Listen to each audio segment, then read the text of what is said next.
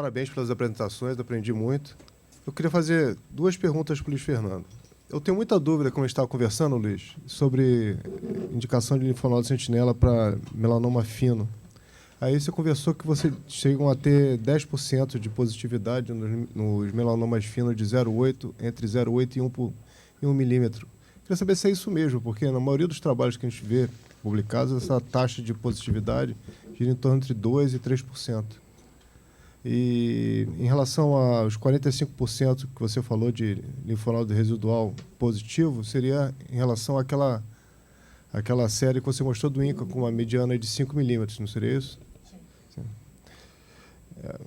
E parabenizar, as fotos ficaram boas, mas infelizmente, nem sempre a gente tem a sorte de ter esse melanoma, esse linfonodo sentinela subcutâneo. Assim, às vezes, a maioria das vezes a gente pega, quando, por exemplo, não é de extremidade, ele tende a ser mais profundo, tende a ser mais junto do pedículo vascular, às vezes até junto da entrada do tórax, no caso da axila, e junto ao ligamento inguinal, no caso do inguinal. Mas a pergunta basicamente é essa: qual seria a taxa de positividade entre 0,8% e 1%? Então, acho que... Obrigado pela pergunta. Em relação a essa positividade, Carlos, talvez seja, pelo como você colocou, as nossas lesões são mais espessas, são lesões com fator que determinam a metástase no linfonodo, elas são lesões com pior fator prognóstico.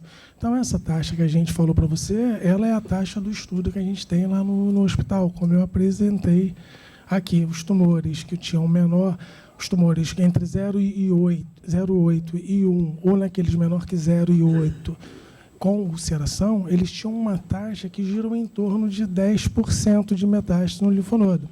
Isso, na análise, quando você não leva em consideração uma análise mais minuciosa, como a utilização de um PCR, por exemplo, que nós não utilizamos lá, mas a gente sabe que na literatura, até 50% dos pacientes têm metástase linfonodal, às vezes negativa na análise microscópica, mas quando você faz o estudo de PCR, você tem até essa positividade em torno de 50%. Então, respondendo a sua pergunta, sim, é essa nossa taxa, considerando que num serviço, no hospital público, em que você não dispõe de drogas, como nós temos em outro país, talvez a única chance desses pacientes seria a cirurgia, né? Então, nós estamos tratando com a nossa realidade. Sim, eu acho que está indicado para esses pacientes. Mas acho que cada caso deve ser individualizado. Essa faixa, ela vai ter controvérsia. Não existe um consenso no mundo. Então, cada um tem que utilizar a sua experiência para poder definir na sua morte, na sua casuística. Lá no INCA é essa, mas a nossa realidade pode não ser a realidade do Dr. Patrick nos Estados Unidos ou de outros médicos na Austrália, na Europa. A nossa realidade é essa. Então, a gente tem que utilizar o método de acordo com a nossa realidade. Com relação à morbidade do linfonodo, nós não temos essa dificuldade que você pontuou de não tem essa experiência de linfonodo junto aos vasos, enfim, nossos linfonodos não é no subcutâneo, é abaixo da faixa de escarpa, ele não vem no subcutâneo. De um modo geral, até você identifica também linfonodos ectópicos, que são aqueles em trânsito, ou linfonodos de intervalo, e aí nas lesões no dorso, a gente pega ele próximo ao pedículo do grande dorsal, junto à subescapular. Muitas das vezes, eu não comentei na aula, mas é um dos benefícios do linfonodo sentinela, é você identificar esses linfonodos de intervalo. E, nesses casos, às vezes, até a ressecção do linfonodo já é o próprio tratamento, né? Então, assim, com relação à morbidade do procedimento, ela realmente é muito baixa. O doutor Rezende está aqui, talvez tenha maior experiência. O Roberto também está aqui, pode falar sobre a experiência dele, mas é um procedimento seguro, com muita baixa taxa, e nós não tivemos, eu nunca tive nenhuma complicação grave fazendo linfonodo. É um procedimento muito seguro.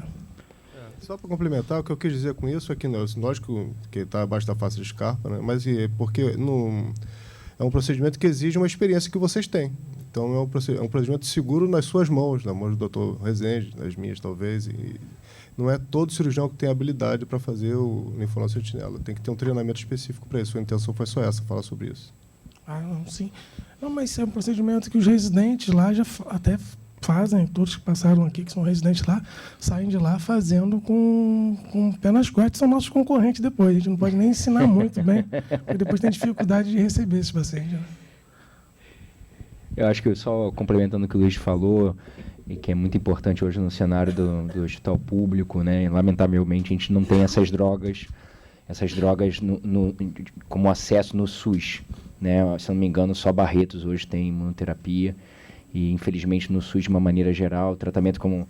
Então, o Luiz fala assim, quando a gente pensa em linfadenectomia, no hospital público, na instituição pública, é pensando como esse é a bala de prata que a gente tem para esses pacientes. Infelizmente, a gente não tem imunoterapia como realidade no SUS, nem tem terapia com droga-alvo também como realidade. Então, esses pacientes ou participam de um protocolo de pesquisa, ou hoje já fechados, um programa de acesso expandido das medicações, ou, infelizmente, ainda não tem acesso a essas medicações que a gente tem na rede privada. Então, assim, é uma briga que eu acho assim que, para melanoma, por exemplo, lamentavelmente, a imunoterapia, as drogas-alvo, são indiscutíveis nesse cenário em relação a benefício no tratamento desses pacientes. Então, hoje, acho que hoje, pelo menos para melanoma, essa discussão já vem tendo no SUS mesmo a implementação dessas novas drogas, novas terapias para melanoma. O Alberto queria fazer uma pergunta. Tem duas perguntas para o Patrick. A primeira, no caso de paciente BRAF positivo, na adjuvância, parece que o tempo livre de progressão de doença vai ser igual a 2 anos. Mas, quando se compara com 1 ano, o grupo que recebe droga-alvo, 25% dos pacientes tem uma recorrência. Isso te incomoda? Aliás, o droga-alvo, não, desculpa, o da imunoterapia. As curvas, elas andam muito separadas com 1 ano e elas estão se juntando aos 2 anos. So this is between immunotherapy and... When you look at adjuvant treatment, comparing immunotherapy and target therapy, when you look adjuvant treatment, comparing immunotherapy with target therapy, if we look at 2 years, it seems that you are going to have the same results. But at 1 year, the results are completely different. Does it bother you? So that's meaning that with target therapy, there is more of a separation between... Yes, it looks more effective at 1 year, but this difference is not there at 2 years. But I think is it really a year? I thought it was like earlier. In the graphic, it is at 1 year at your presentation. So you're saying like with the immunotherapy at a year, there's less of a difference? Yes. Compared to target therapy? Yes, and at 2 years, they looks to have the same. It looks like the patients that receive in immunotherapy, at the 1 year, they have more recurrence than the patient that have target therapy. But this number... So I think, so you're probably talking, I don't know, can we put that on again or not? So you... It's probably easier. But you probably talk about that slide that I made where I overlaid the curves, Yes. right? So I think that's like, you probably should never do that. And it's probably, it doesn't make a lot of sense to kind of discuss it any more than saying sort of a suggestion. So but let's see what you... Please. Oh yeah, sorry. Move on. Oh, how did you... Yeah. This one? Yes, this one. Okay. When I knew you I was look gonna at get 2 in trouble. years, you have the same results with Nivo comparing to Dabra and Nivo. But when you look at 1 year, you have a 1 year, you have a better result Yep. here than here. So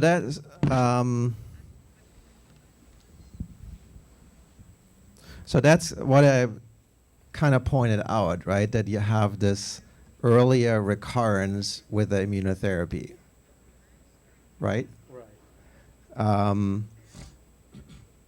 So number one, I don't think it changes the long-term outcome because we're looking at recurrence-free survival here, right? So it's basically just a patient who has like an earlier recurrence. It's going to be more important, like to look at for survival, I would imagine. It's certainly a reflection of the fact that 80% or 90% of patients respond to targeted therapy in a metastatic setting, right? So you can see regression, and that's why that curve is like, so they are on the treatment at 12 weeks, 12 months. Whereas for nivolumab, you have patients who, say like for metastatic disease, never have a response with nivolumab, right? So there will be patients where nivolumab is essentially not effective, right? So that's, in my opinion, that's like a reflection of how the drugs work. Higher response rate with a target therapy, lower response with the immunotherapy, and that's what you see for adjuvant. But does it actually matter for long in metastatic disease? We always say like, well, immunotherapy has more durable benefits, right? And so I think it may see. So you could also, if you see this. Oh, where can you actually? Like, you're like, where's it here?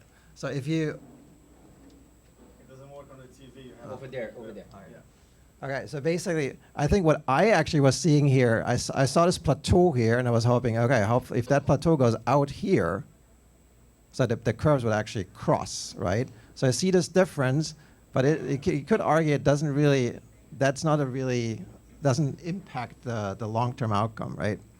But so I think we are saying the same thing, because like what I actually use this and saying like, okay, you get more benefit early on, but you may see a plateau earlier with the immunotherapy, right? So both of the things I think are true. You see like basically, you see less recurrence with the target therapy, and you maybe see like an earlier plateau.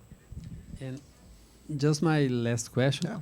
All these studies, they were done in a concept that the patient had sentinel lymph node, it was positive, and all of them undergone a complete lymph node dissection. Now these drugs are approved, and we are not doing, I'm a surgeon also, we are not doing complete lymph node dissection anymore.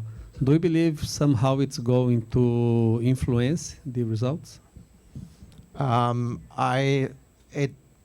So if you truly believe the surgical data, it shouldn't. It should not impact the survival, right? Because the MSLT2 showed that there was no difference in survival in the not, and those patients obviously didn't get adjuvant treatment, but there was no difference in outcome, and so that's why we're not doing it anymore. And so when you really look at survival, it should not make a difference whether that patient had a different.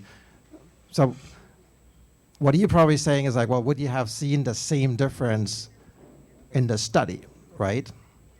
But you do the dissection for everybody, right? In the two. So I don't think it would impact the. I think you would probably see different curves, right? You probably have a little bit higher recurrence when you do not, right? So you probably, so if you did the same study again with a new standard, those curves would probably look different. So you would probably have like a higher recurrence, right? But we basically know that, right? That we know it from MSLT2 that there will be higher recurrence. What MSLT showed is like that the survival is not different, right? So I would argue like there's probably higher recurrence rate, but the survival should still be the same. And I promise this is the last one, really one. After having this adjuvant treatment with no complete lymph node dissection, and if some of these patients, they had a regional recurrence, are you prone to go for systemic treatment or surgery?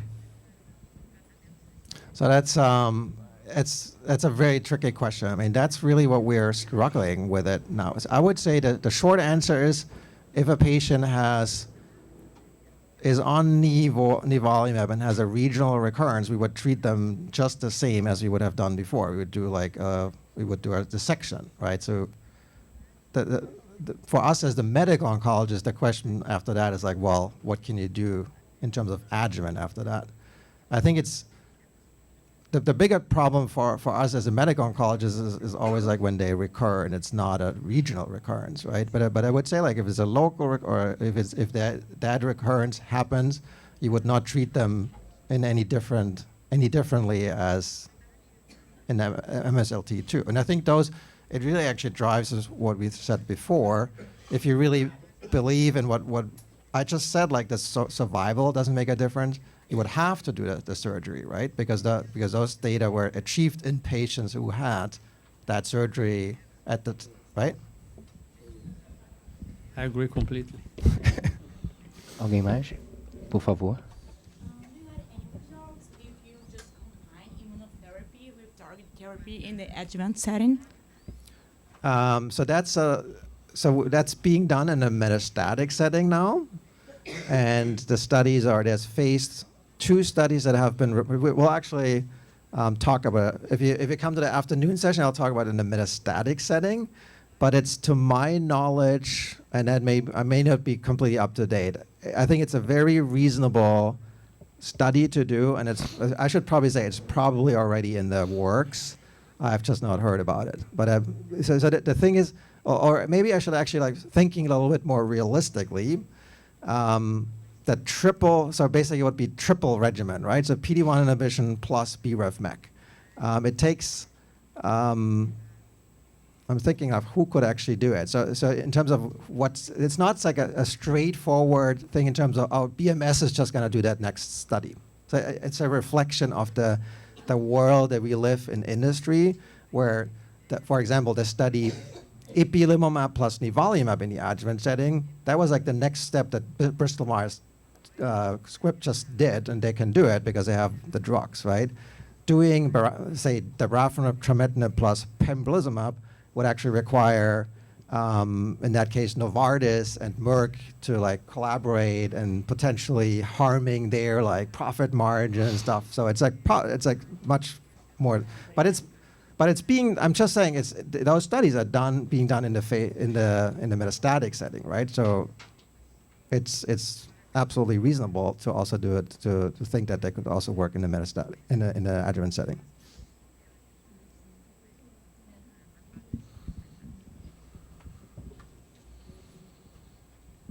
Thank you for your presentation. Do you think that in the new adjuvant trials from now on, we should include new stage 2C patients eventually? That's already, so there are studies ongoing already. So basically, there is the Keynote 716 study where Pembro is given versus placebo. And there's a study from BMS basically doing the same thing too. So basically, PD-1 inhibition, and that's stage 2B and higher. So I think it's absolutely reasonable to do. It is actually at Dana-Farber surprisingly difficult to enroll. So we had the study open for like 6 months, and before we opened, I thought like, we just enroll like 20 patients, no problem. And we have enrolled like 4 patients in the last couple of months because, of course, the study is randomized, and then but I think it does go to something that I'm not sure if you guys see that here too, but in melanoma, the perceived recurrence risk is not interpreted in the same way as, for example, in breast cancer, right? I mean, when we look at these curves, and as I point out, like a patient with stage 2C disease has like, how much, like 50% recurrence risk over like 5 years, right? And even with 2B, it's probably 30%, right? I mean, in breast cancer, it would be like no question that you would like do adjuvant therapy. Here you have patients, the lymph nodes look, central lymph node is fine, let's just like observe. And I think it's a reflection of several things. It's probably even the sort of phenotype of melanoma patients. But it's probably, who knows?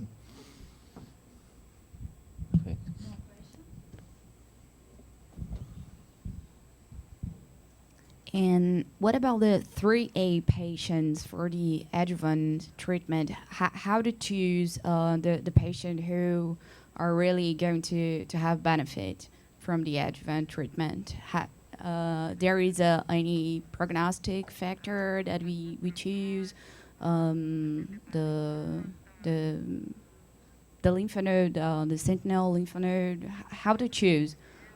So my short answer, there's no good way to choose. I would argue. So there's not. I mean, you could think about like PD-L1 status, BRAF status, and there's no data really guiding us on that. With the new stage, so when you talk about the new stage 3A, as I like had the slide, there's this JCO paper, like where basically the benefits even less. Plus the fact that at least with nivolumab, stage 3A was actually not even included. So stage 3A was not in the Checkmate 238 study. So I have to say, like in my practice, I discuss it, but I have certainly not treated patients with stage 3A based on, and that is like, that's what actually, I think I point out, like it is actually approved by the FDA for stage 3A, but I don't think there's a compelling reason to treat 3A patients based on the data. But there's a limit of 1 millimeter, right? All those studies that include 3A are at least 1 millimeter. Yeah. So less than that, you probably should do more. Yeah.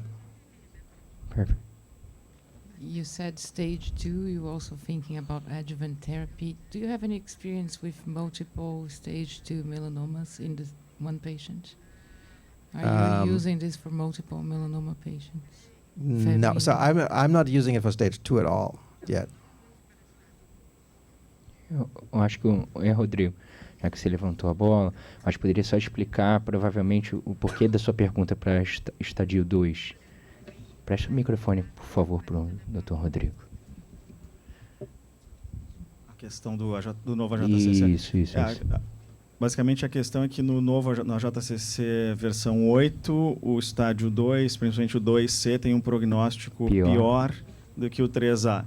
E o 2C, então, ele não foi incluído em nenhum dos estudos de adjuvância, mas tem um prognóstico pior do que o 3A, que eventualmente foi. Então, existe meio que uma zona cinza agora que a gente vai precisar de mais estudos e mais tempo para acabar esclarecendo melhor. Né? Isso aí, perfeito. Dr. Alfredo Guaris, por favor.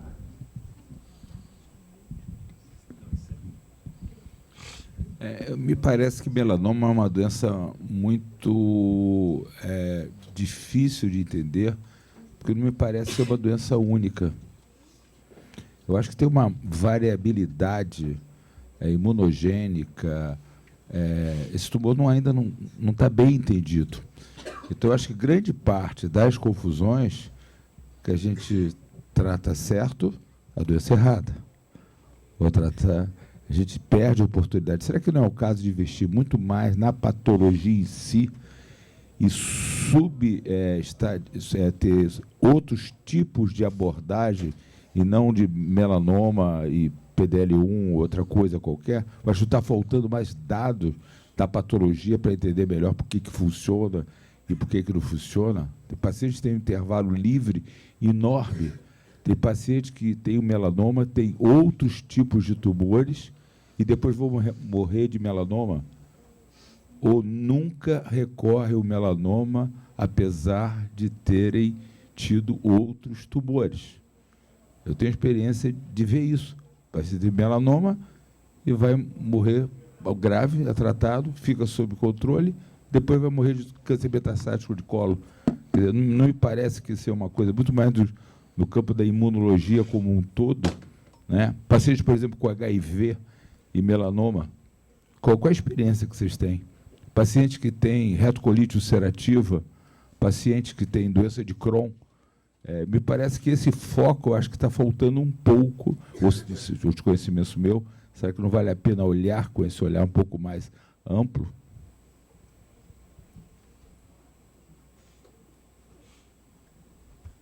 Okay, so that is on? Yes. Okay.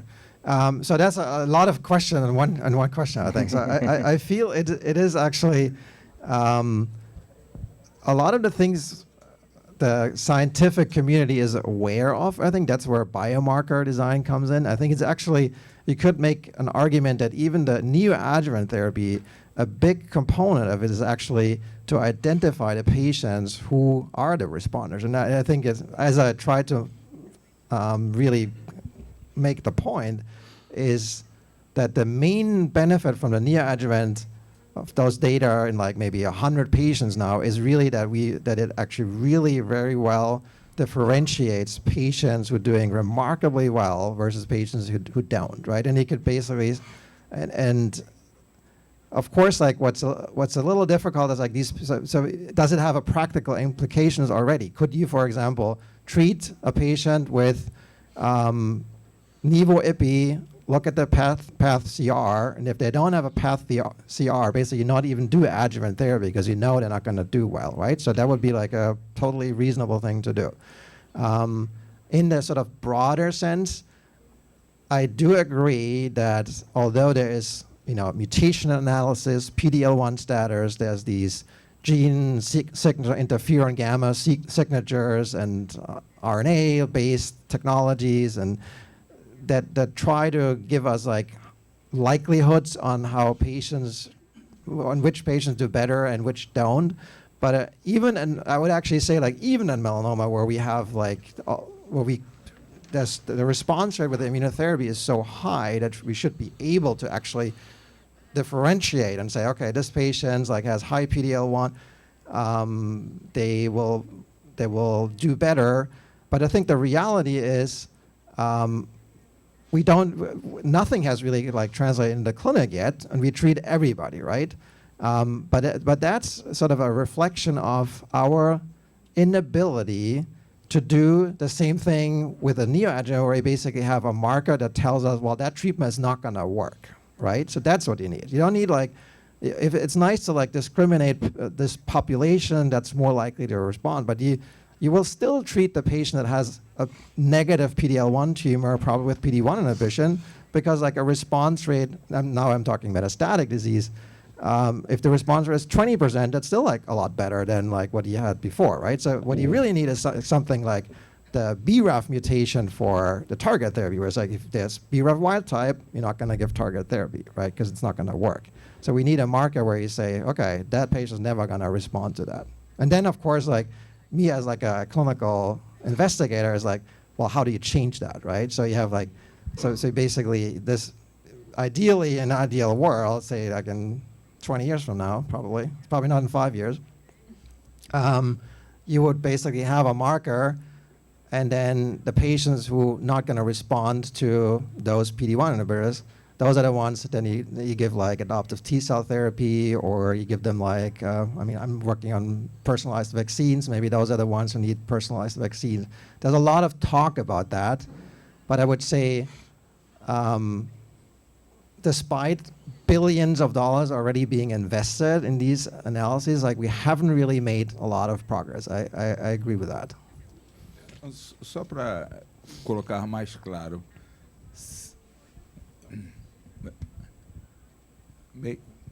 pouco mais claro, será que aqueles pacientes que não responderam e eu esperava que respondessem, estou fazendo o reverso, não valeria a pena olhar para trás e entender se esses pacientes tinham um conjunto de coisas que nós já temos hoje, ERB, uma série de coisas, marcadores, estrogênio, progesterona, tentar juntar no banco de dados e entender por que aquele paciente que eu esperava que respondesse não está respondendo.